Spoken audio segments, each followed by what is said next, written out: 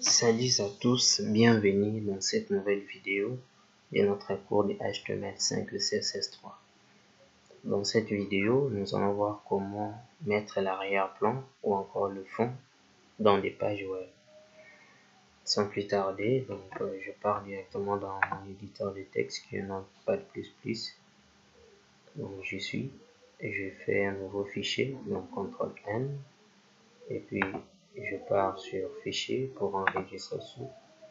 Donc, nous avons déjà notre dossier qu'on avait créé qui s'appelle cours HTML, donc où nous enregistrons toutes nos différentes pages HTML.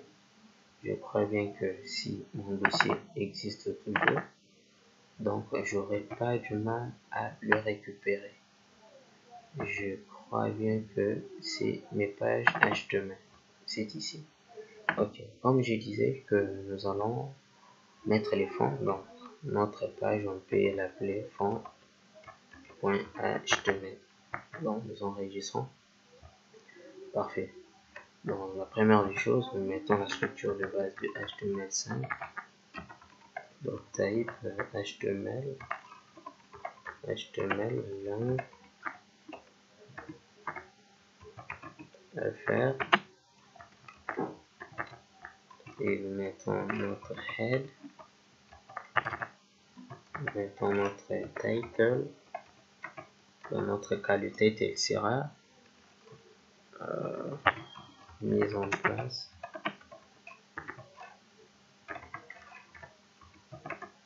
du fond. Parfait. Après là, nous pouvons mettre notre méta charset avec la valeur UTF-8 pour notre encodage. D'accord. Nous avons là déjà la structure de base de HTML5 de notre page. Donc, qu'est-ce que nous allons faire? On va essayer un peu de mettre un petit paragraphe où on pourrait manipuler si facilement pour apprendre comment changer la couleur du fond. Salut les amis, je m'améliore très bien. D'accord. Qu'est-ce que nous allons faire? Parce que nous faisons du CSS, donc nous ouvrons notre balise style plutôt. Je suis pas vraiment quelqu'un qui aime assez la langue de JSP, donc comprenez.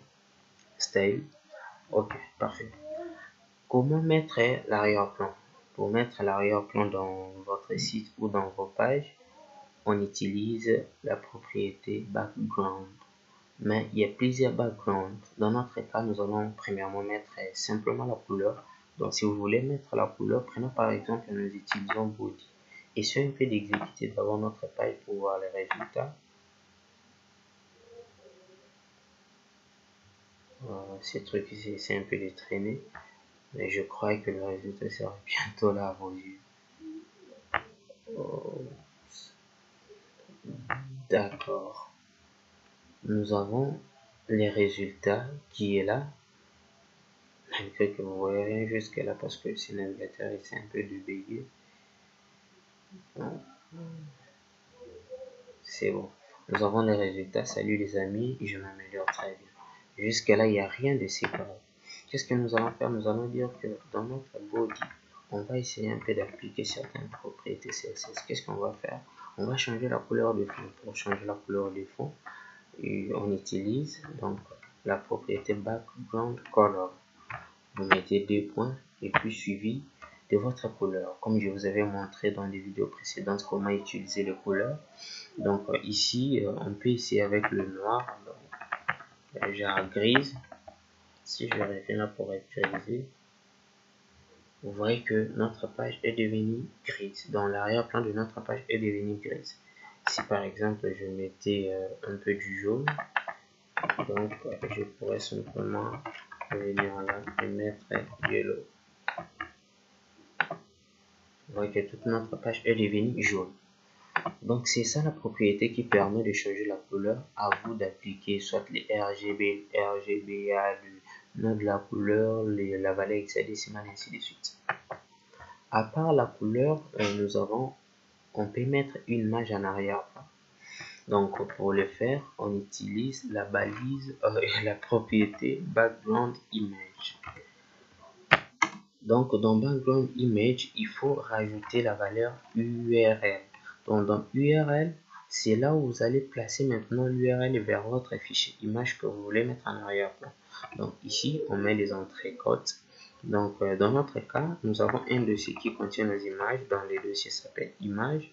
On peut aller vérifier pour trouver une image qui pourrait quand même nous aider à faire notre truc. Donc si je reviens là, je cherche mes pages HTML qui sont là. Ok, nous avons ces dossiers ici. On va essayer de prendre image 3 JPG. Donc je copie ça. Je reviens ici. Je mets image 3.jpg. JPEG.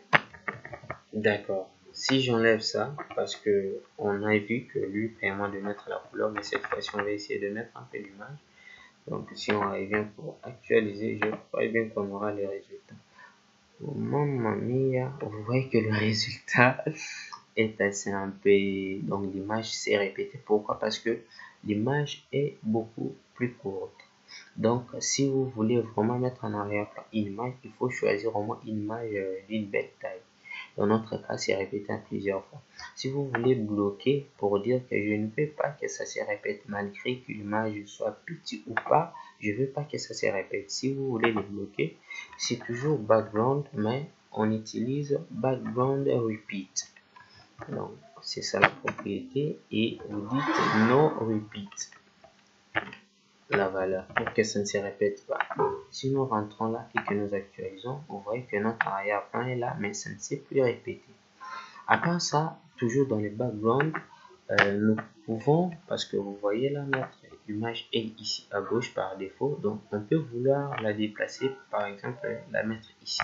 Si vous voulez, on utilise la propriété background position.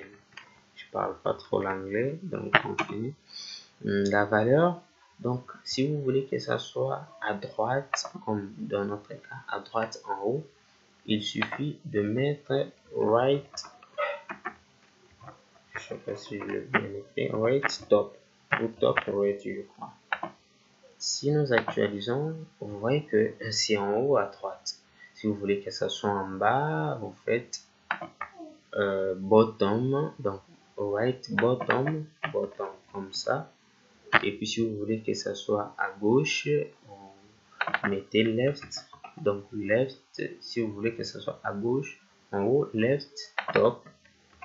Et si vous voulez que ça soit en haut, au milieu, donc vous mettez center top.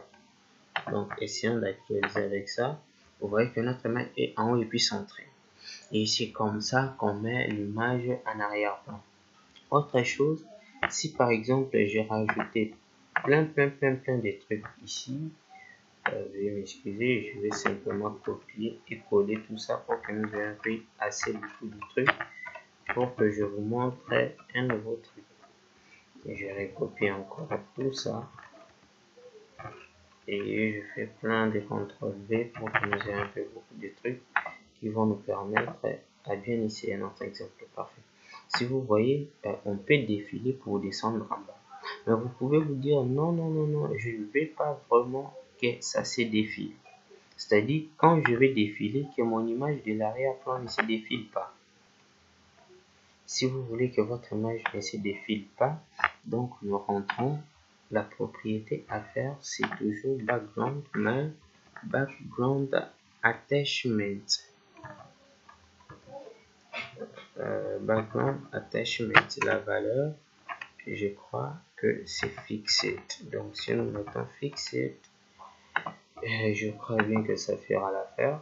Si nous essayons de scroller, vous voyez que l'image, notre image ne se défile pas. Donc ce sont là les différentes propriétés que vous pouvez utiliser, mais vous en découvrirez encore et encore en un temps nombre. Donc sachez que vous pouvez mettre des images en arrière-plan et ainsi de suite. Donc autre chose, au lieu d'utiliser toutes ces propriétés mélangées comme ceci, vous pouvez utiliser la super propriété qui s'appelle background. Donc si nous mettons la super propriété background, et nous prenons toutes les valeurs que nous avons mis là, vous allez voir que tout va marcher à la perfection. Donc si nous mettons URL, nous mettons image, comme on l'a fait, donc nous copions ça, du PEG, nous venons là, au lieu de mettre point virgule, nous continuons no repeat, nous mettons la troisième valeur center top, la quatrième valeur fixed. Parfait. J'enlève tout ça et nous allons voir les résultats. Donc j'ai enregistré, je vais actualiser. Vous voyez que rien n'a changé. Au lieu d'utiliser toutes ces propriétés, ça risquerait d'élargir votre code. Donc vous pouvez simplement utiliser la super propriété. Mais on utilise beaucoup de propriétés. C'est question de lisibilité de votre code. Donc à vous de choisir la manière qui vous plaît. Je pense bien que cette vidéo vous a plu. Donc si vous regardez la vidéo sur YouTube, n'hésitez pas de mettre un petit pouce. Donc n'oubliez pas aussi de vous abonner dans la chaîne. Partagez aussi la vidéo à vos amis afin que les autres aussi apprennent à travers vous. Merci pour votre attention.